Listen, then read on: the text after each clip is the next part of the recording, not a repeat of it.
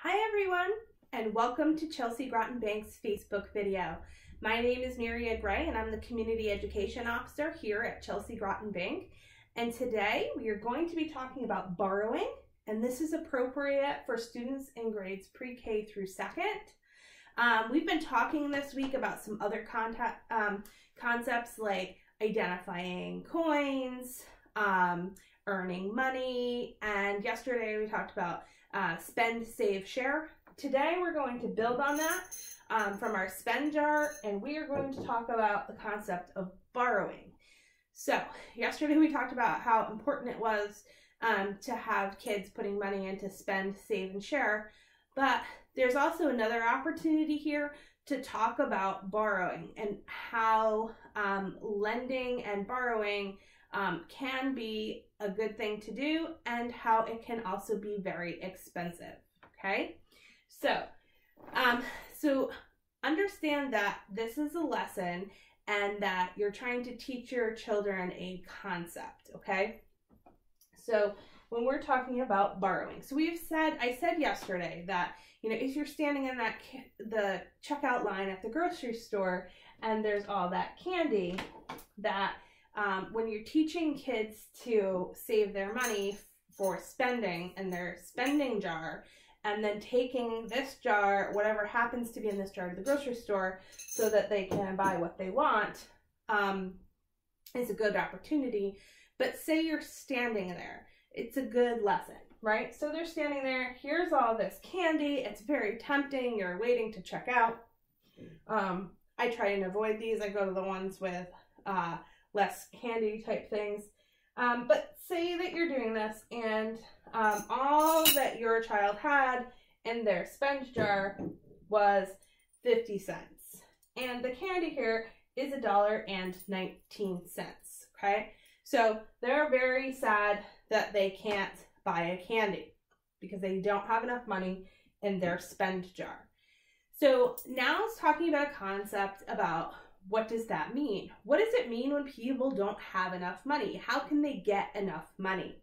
So now's a good time to talk about borrowing. So borrowing means that you borrow money from somebody else. And a lot of times this means that if they were at school and they didn't have money from lunch and one of their friends loaned them some money, that's borrowing.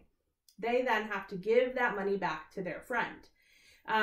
Their friends aren't going to charge them interest, I hope, but that it's really important that if they borrow money from somebody, that they pay it back so that the next time they want to borrow money, their friend is willing to let them do that. So here is a good lesson. You're in the candy aisle. They have 50 cents for their spending, which is not enough because they need $1.19. So they really need 69 more cents plus tax or whatever. But that is a really hard concept for kids. So I worry about the tax I would worry about the tax myself until they got a little bit older. 6% or 7% on a sales item, that's a really hard concept for somebody so little. So I would not worry about it quite yet. That could be something that you could add in later. But, you know, how do they get there? So if they need another 69 cents to make it, what if you loan them 75 cents? So they've got 50 cents. If you let them borrow 75 cents to get their candy, they would have their candy today, and then they would owe you 75 cents later. So what does that look like to them? Okay, so you can either let them borrow the 75 cents, do some chores for you, and then take the 75 cents so that they can see that they've already spent the money that they were earning. So that's a conversation that you could have with them. Like, you'd have to feed the dog for 3 days in a row to earn the money to do this. So you would be then feeding the dog for 3 days in a row for free because you owe me that money. Or you can then pay them their allowance all week long, and then before they put it in their spend, save, share jars, talk about how much they need to give you.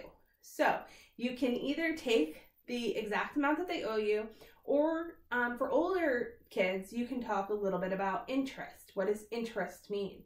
So that banks and credit cards charge interest on money that you borrow. So I wouldn't make it anything complicated. I would say 10 cents interest on whatever it is that they borrow from you, unless it's 10 cents, because that's 100% interest, and that is a little bit too much. But I would just go with something 5 cents, 10 cents, whatever you want to put it at, depending upon how much your child is earning. And then you would take the 75 cents plus the 10 cents, okay? So if that makes sense. So teaching older kids a little bit about interest, that they are then still working for that money, plus they have to pay a little bit of extra because they borrowed money that wasn't theirs.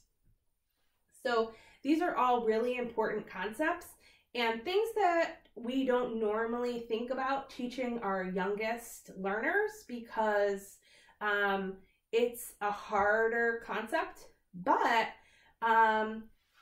it's something that is going to be happening in their lives.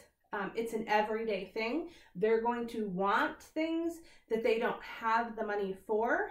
And if they learn early on that there is a repercussion for borrowing, meaning that you don't have that money, so you're going to have to work for some time then to earn the money to pay that back, that's an important concept.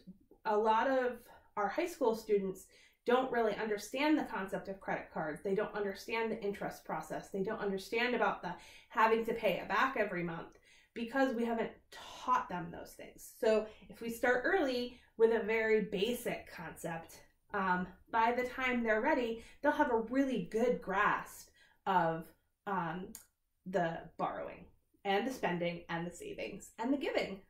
So that's it for this week. If you have any questions, please drop them below in the comments. If you have any ideas about how you work with your kids about borrowing or spending or saving, we'd love to hear them. And tomorrow we're going to get off of the education track a little bit and work together to do some fun activity, a crafting activity for our youngest learners. Okay, so have a great day, and I hope we'll see you tomorrow. Bye-bye.